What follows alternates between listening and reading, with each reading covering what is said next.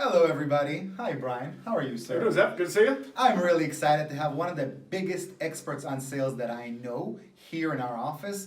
Brian Green is the Senior Vice President for Client Engagement with Learning Tree International. Exactly. You guys are the biggest IT training company in the world, and you head all your international sales. You and I have such incredible conversations. Can you share with us a little bit how you feel the training industry have changed in the last 10 years?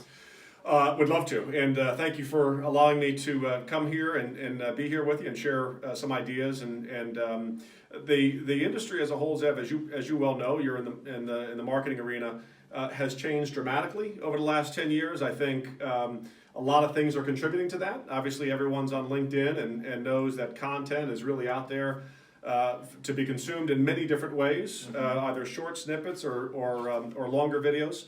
I think the technology that's driving a lot of the design, development, and delivery is also impacting the way in which that people can curate content and consume content.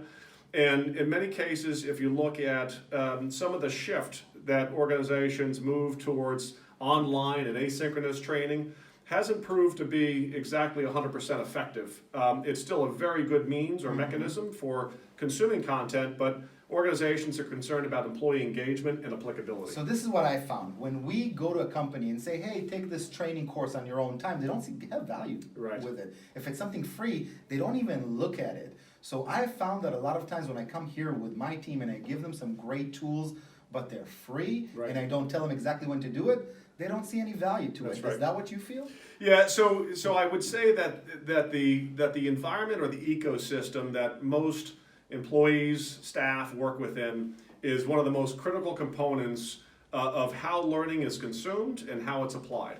And so in many cases, what I would offer to the industry as a whole is that if you're making an investment in learning and development, training, whatever it might be, certifications, by all means, the ecosystem has to be right. And what I mean by that is that when we acquire knowledge, we come back to the organization, and we, in most cases, go back to the same exact organization. Yeah. The process that I follow is the same. The methodology that I follow is the same. My team is the same. My supervisor is the same. And so what I would offer to an organization is learning is not just an event. It really is a change management process. It's a habit. It's a habit. And the habit of the organization has to change just as much as the knowledge and skills and abilities that employee is gaining. I love that. If you are not changing your organization to be a learning organization, don't expect your people to learn, right? That's right. You have to change it in the habitual, in the source, and then you can expect your people to do. Now, I've been facing this, and I love this, and I know you've been facing that too. But it's harder to understand where people consume information today. Is that correct? It is. I mean, there's a lot of different sources out there, right? And there's a little bit of concern because of the volume of information that's out on the web, out in the net.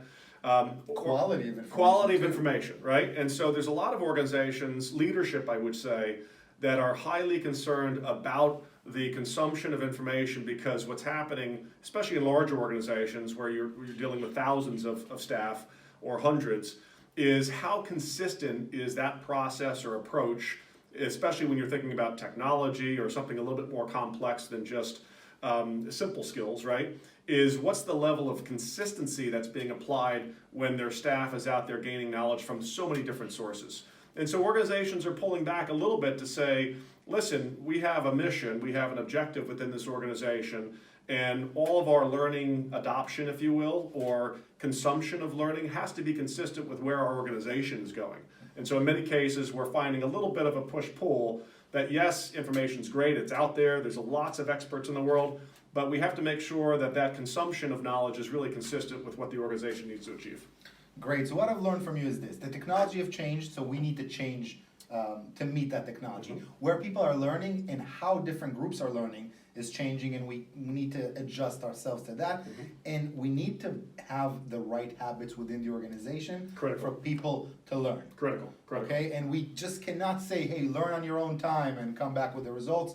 Maybe on some things, but if you make that a habit, your people are not going to grow and learn. The one thing that I would share in complement to what you just suggested is a concept called the moment of learning need. The moment of learning need. Yeah, and so there are moments of learning needs, and so long as organizations are recognizing that moment of learning need and really understand how to apply that moment of learning, so that it's effective for the organization, it's a lot better approach.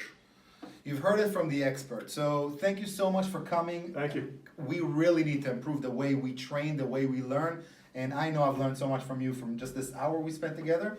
Thank you. Hopefully you learned a lot. Thank you, my friends.